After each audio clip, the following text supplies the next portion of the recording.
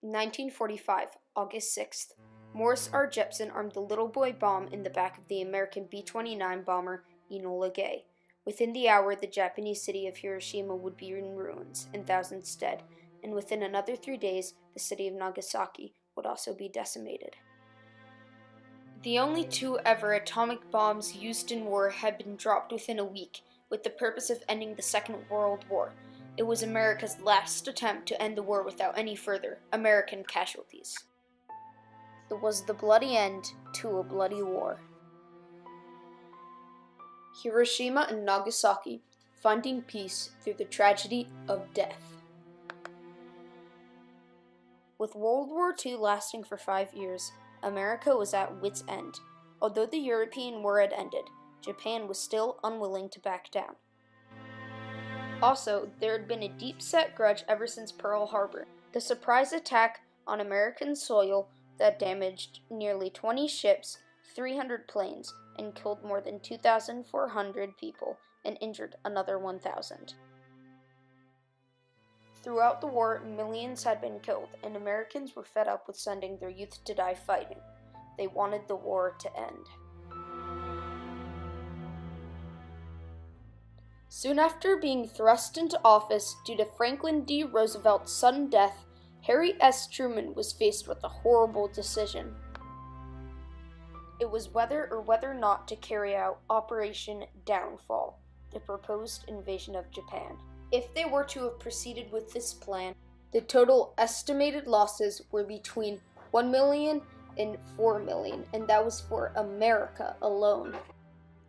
President Truman was warned by his generals not to invade Japan, but it seemed like the only option until he was briefed on the Manhattan Project. On April 24, 1945, he was briefed on the ongoing Manhattan Project, which was creating the first ever atomic bombs. First off, remember we are working with something that was experimental. The atom bomb was experimental. There had been nothing quite like them before, or anything as powerful, as the Trinity test showed. Trinity was the first ever atomic bomb test.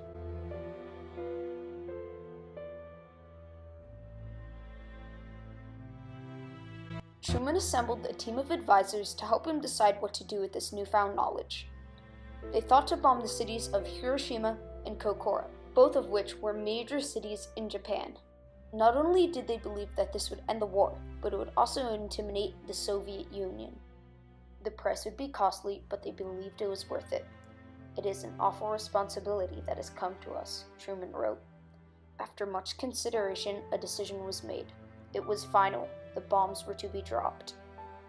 The crew of the Enola Gay bomber plane was told about their mission, but according to the pilot of the plane, Paul Tibbets, they did not know what they were in for. Well, the question, while it was being en route or being moved, the question is, what will the target be?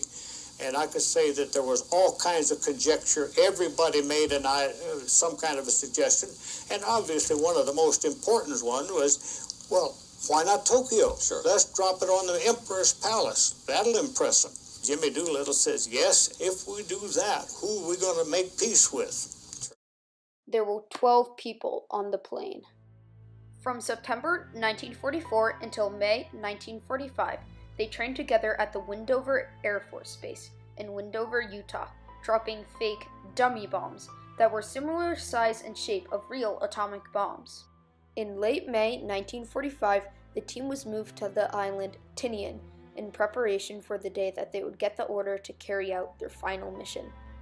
On August 5th, Tibbets named the aircraft they would be using after his mother, Enola Gay. On August 6th, at 2:45 a.m., the order was received. It was time to drop the bomb. It was 8:15 a.m. Japanese time when the bomb Little Boy was released from the plane. It took approximately 44.4 seconds till the devastation on the ground began. By then, the plane was 11 miles away, but the blast was still clearly visible. As the bomb fell over Hiroshima and exploded, we saw an entire city disappear. I wrote in my log the words, "My God, what have we done?" said Captain Robert Lewis, the co-pilot. What had been done was the first ever atomic bomb had been dropped. Thousands had died. and the nuclear age had begun. It was the change of ages. His father ran a store at a section where they sold candies. So we used to like to go there to munch on candies, you know. And he was in Hiroshima when the bomb dropped. So. Did he survive? No. Their skin was peeling off and hanging. And at first, I saw some, and I thought they were holding something, or the rag or something, but that was really skin. 3 days later, the plane named the Boxcar, piloted by the pilot Charles Sweeney, dropped the bomb Fat Man on the Japanese city of Nagasaki, decimating it like the city of Hiroshima. In the end, he had dropped the bomb that had killed up to 80,000 people. Sweeney thought that the bombs were unnecessary and didn't need to be dropped on the cities. I looked upon it as a duty. I just wanted the war to be over so we could get back home to our loved ones. I hope my missions were the last ones of their kinds that will ever be flown. Charles Sweeney, 1995. Charles's flight had had fuel problems from the start, and the clouds and smoke were covering up the mission's primary target, the industrial city of Kokura. Sweeney then instead went to the city of Nagasaki and dropped the bomb. Suddenly, the entire horizon burst into a super brilliant white with an intense flash, said Sweeney. The initial blast was said to have killed up to 80,000 people. As the bomb went off, it burned people's outlines into the concrete and vaporized them into thin air.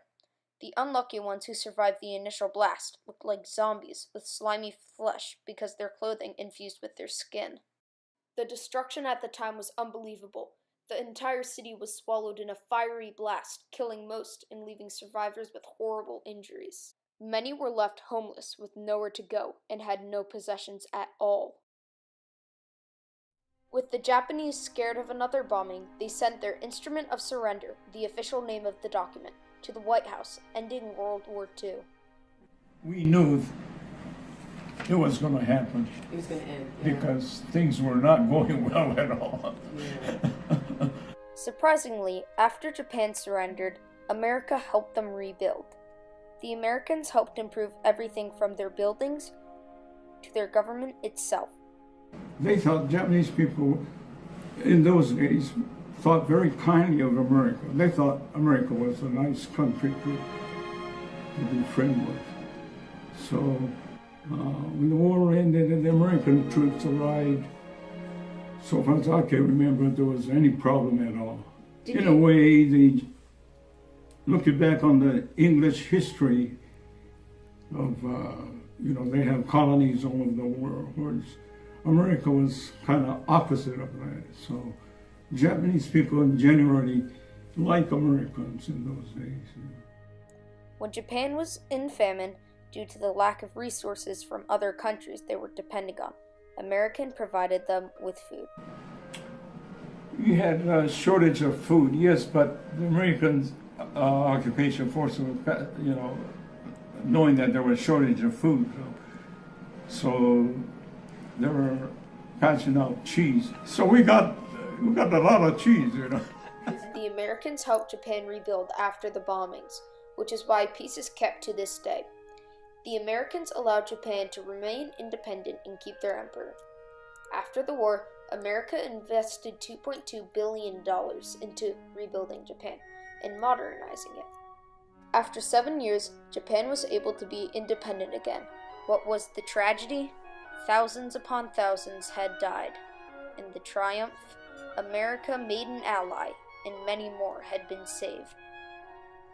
In the years to come, Japan and America held as fast allies, due to the 2 small days that were very large indeed.